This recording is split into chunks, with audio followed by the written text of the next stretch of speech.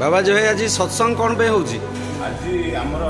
प्रत्येक मासर प्रथम रविवार ये सत्संग अनुष्ठित हुए नरसिंहपुर सत्संग केन्द्र चित्रकला सत्संग केन्द्र में आज जो सत्संग आज अनुष्ठित होता हूँ उद्यान ग्रामर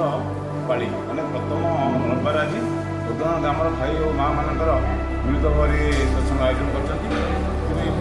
सत्संग आयोजन आनंद बजार व्यवस्था अच्छी ना खाली सत्संग अच्छी आनंद बजार अच्छी भात डालमा खटा गोटे आउ पायस तापर गोटे होमर शाग मुग तरकारी बहुत बढ़िया है। आनंद बजार कौन समस्ते जी आसवे अंशग्रहण करेंगे ना खाली पोदना ग्राम ना ना ना समस्ते जी आसवे आनंद बजार काम करेंगे ये पोदना ग्राम भाई और माँ मान उद्यम समस्त आनंद बजार आपर कौ गाँव पाली आपर बोधे नरसिंहपुर ग्राम। अच्छा अच्छा हाँ हाँ ठीक अच्छे धन्यवाद।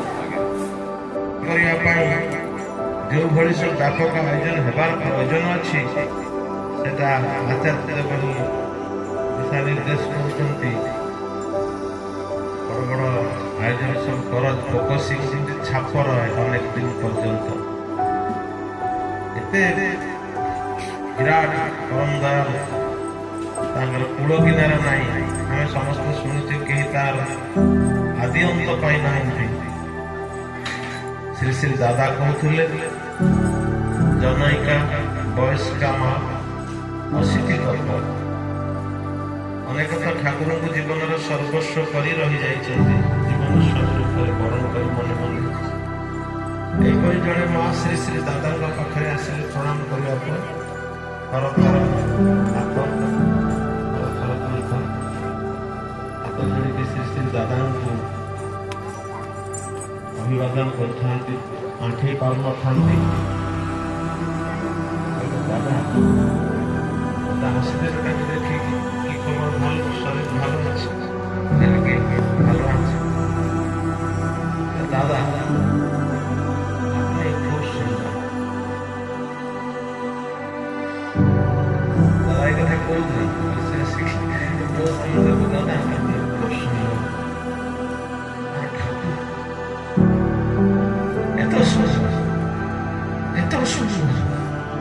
एत सुंदर बोलते पारल ठाकुर जहाँ देखी जन्मचक्षु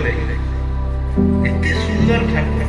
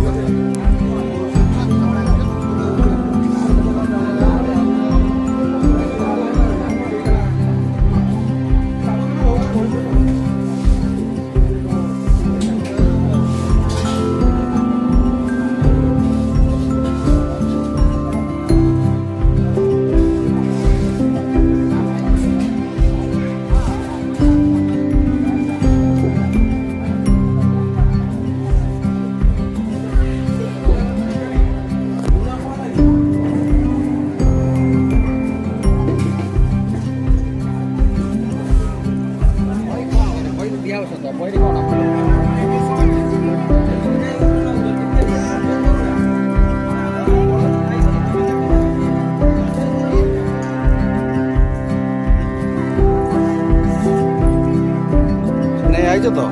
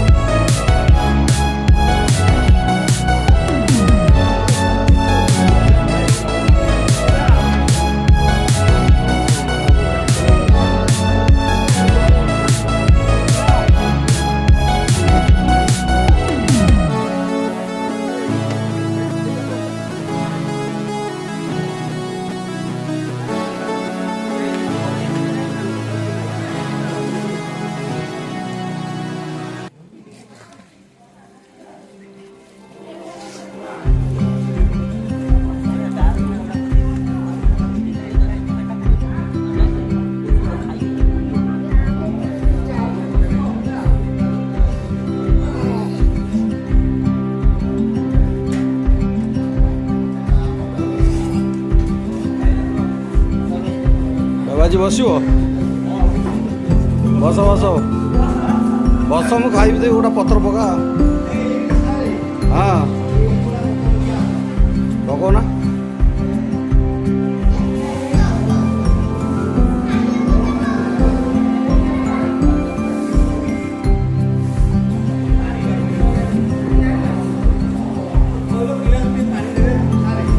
ପିଲା କିଏ ଅଛନ୍ତି ଅର୍ଡ଼ରଲି ଦେବେ ପାଣି